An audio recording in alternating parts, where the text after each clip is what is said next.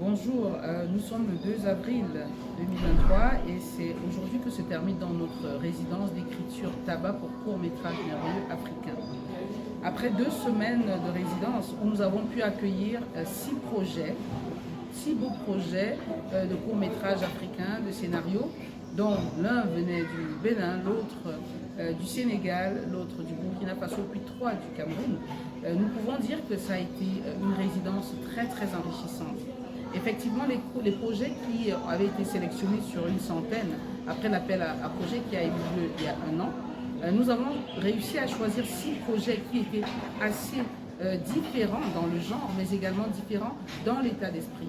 Nous avons eu un documentaire, 6 courts-métrages, et les personnalités des différents participants étaient assez diverses.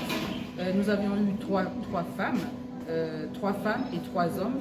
On a eu une anglophone de Bamenda, deux du Cameroun francophone, une sénégalaise, un burkinabé et un béninois. Et ce qui veut dire que c'était des échanges très enrichissants parce que chacun d'entre eux apportait sa richesse culturelle, son expérience cinématographique, son expérience dans ce qu'on appelle l'appréhension ou la connaissance de l'écriture d'une histoire. Le travail qui était le nôtre était de revoir ces projets-là, étant donné que le concept du court-métrage, l'écriture des histoires merveilleuses était tout nouveau.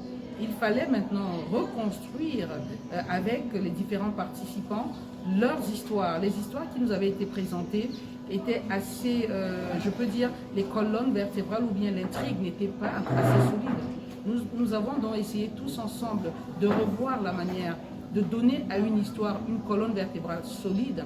Et au jour où je vous parle, si nous prenons les projets de départ, il y a eu beaucoup de changements, même si l'histoire, ou plutôt l'histoire de départ reste la même, mais la manière de la raconter a complètement changé.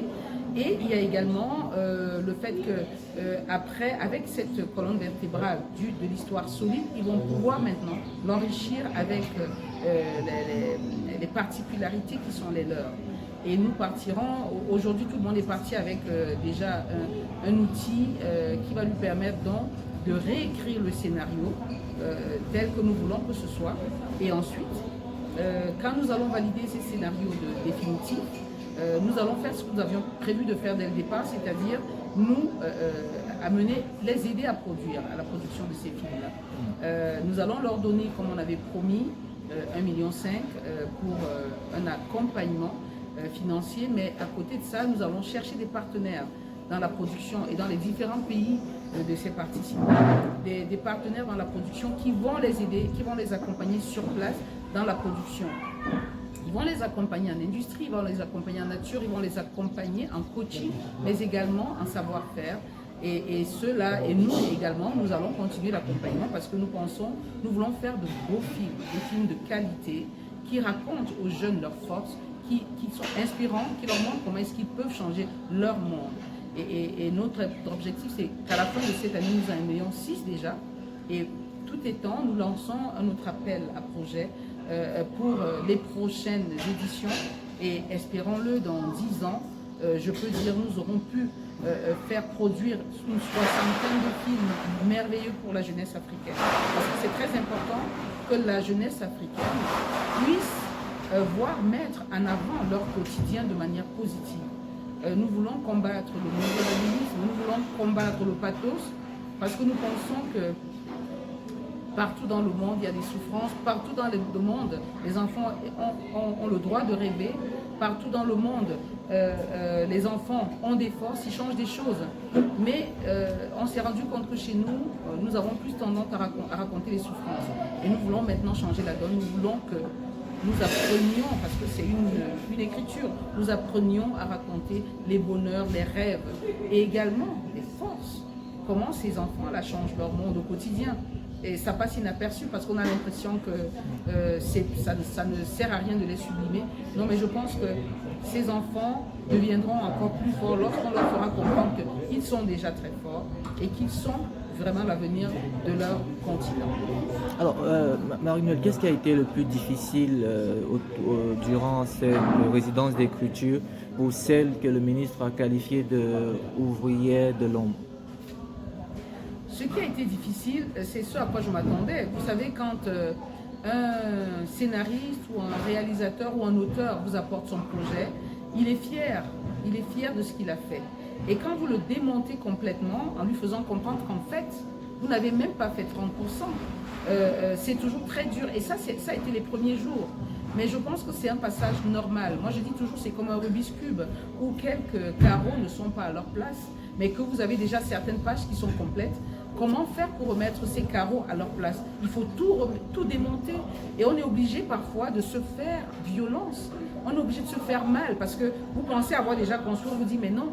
Mais en fait, la colonne vertébrale des histoires n'étant pas solide, pour qu'on la solidifie, il fallait démonter et trouver ce qui manquait, le lien. Et pour faire mettre ce lien, effectivement, on a dû faire mal. Et c'est là où il y a le clash entre les formateurs, les encadreurs et les participants. Mais on s'y attend, c'est notre métier. Nous devons transmettre ce que nous voulons transmettre. Et après quelques temps d'échange, et puis voilà, les uns et les autres finissent par l'accepter, les participants l'acceptent et ils comprennent, ils vont vous le dire. Ou alors, si vous l'ont déjà, ils ne vous l'ont pas encore dit, ils vous le diront. Ils sont partis avec ce qu'ils ne s'attendaient pas à voir. Ils ont leur même histoire qu'ils voulaient raconter, mais l'histoire a été complètement revue et consolidée dans l'esprit de ce que nous voulons, parce que je dis toujours, j'en m'en suis rendu compte, les histoires que nous avons sélectionnées nous parlaient déjà du merveilleux. Elles étaient meilleures parmi la centaine qu'on a reçues, mais elles étaient faibles en termes de sublimer les jeunes, sublimer l'histoire. Les jeunes, à un moment, vous vous rendez compte qu'on n'arrive pas. Il faut pousser les gens à sortir de leur trip, leur vision positive de notre jeunesse. Et ça, c'est pas évident parce qu'on a été habitué à ne dire que comment elle souffre, comment elle n'est pas prise en charge. Mais nous, ici, on voudrait montrer qu'en fait, à côté de l'accompagnement que nous leur donnons, nos jeunes ont une force que nous n'avons pas imaginée parce qu'on n'a pas pris le temps de l'observer. Et donc là, en observant, en les mettant un peu devant leur quotidien, en ramenant un peu les images de ces jeunes qu'ils fréquentent tous les jours, certains se sont rendus compte qu'effectivement, l'histoire a été biaisée. Il faut la ramener dans son vrai sens et puis donner une force à cette histoire merveilleuse qu'ils étaient en train de raconter. Donc ça a été dur, mais c'était normal. Et on sort aujourd'hui satisfait parce que aussi bien encadreur, coordinatrice ou l'organisatrice que je suis et les encadreurs que nous étions, mais également les participants, hier le bilan a été fait, tout le monde est content. Et c'est ça l'essentiel. On ne peut pas faire d'omelette sans casser les œufs. Alors pour l'association Telanbin Africa, Ciné Club MK, résidence d'écriture, what next? Ben, il y a toujours beaucoup de choses à faire. Le Ciné Club continue. Parce que le Ciné Club a été un peu à l'origine de notre envie de produire. Le Ciné Club, parce qu'on montrait aux jeunes des films inspirants, on s'est rendu compte qu'il n'y en avait pas beaucoup. Et on s'est dit, mais nous sommes des professionnels de la chose et nous avons un concept nouveau. Pourquoi ne pas faire produire ces films-là? Nous allons les produire nous-mêmes, nous allons les faire réaliser. Et donc, le Ciné Club va s'enrichir de ces nouveaux projets que nous espérons pouvoir faire chaque année. Et puis, ce sera aussi des films qui parleront de nous, de notre jeunesse à travers le monde. Donc, on va continuer le Ciné Club, on va continuer la réflexion, on va continuer, surtout en ce qui concerne la résidence, il faut qu'on continue à chercher les financements parce que faire des films, ça demande beaucoup d'argent, ça demande beaucoup, la production, c'est un autre métier. Donc, cet autre volet-là va être maintenant plus exploré pendant que nos participants vont finaliser les projets. Nous allons trouver les financements nécessaires pour les accompagner et nous assurer que les films sont bien produits et ensuite distribuer ces films-là, les faire voir, les mettre dans les festivals, les envoyer, les faire acheter par des chaînes de télévision et puis voilà, avoir notre stock de beaux films merveilleux comme on le souhaitait pour les projections au Ciné Club pour notre public.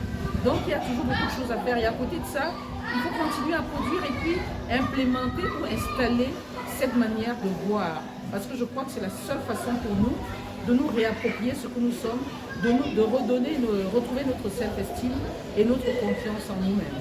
Et avec ça, on peut se placer sur la même plateforme que tous les autres pays et pouvoir parler d'égal à égal. Merci Marie-Noël. C'est un plaisir.